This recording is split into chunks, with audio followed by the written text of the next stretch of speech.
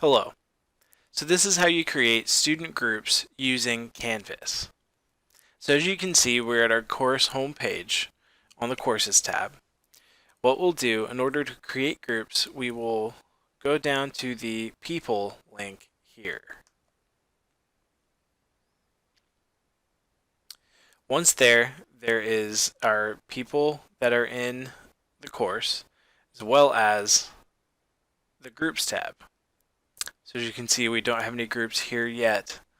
But if you look at the top right hand corner, there's a blue group set button or add group set button. Go ahead and click on that. And then it brings up a window allowing yourself to create the group. So here we'll select the group name, which will be Weekly Discussions. Then you have options to allow people to self-sign in. We're not going to select that right now. And then you have an option to choose the group structure.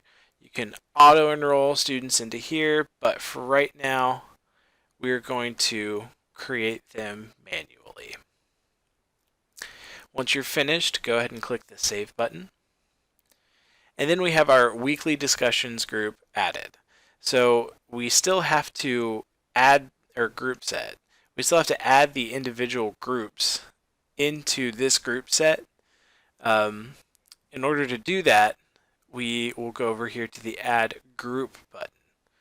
So go ahead and click the Add Group button. Another window will pop up telling you to come up with a name.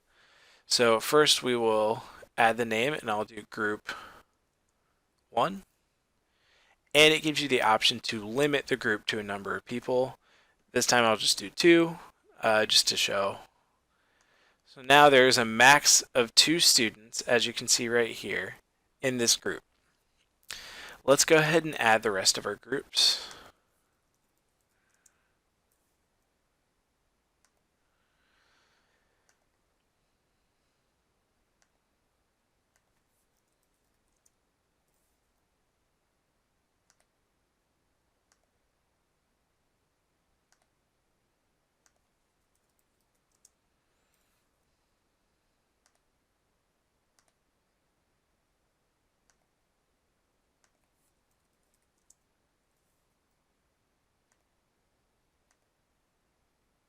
Okay, so now we have 5 groups.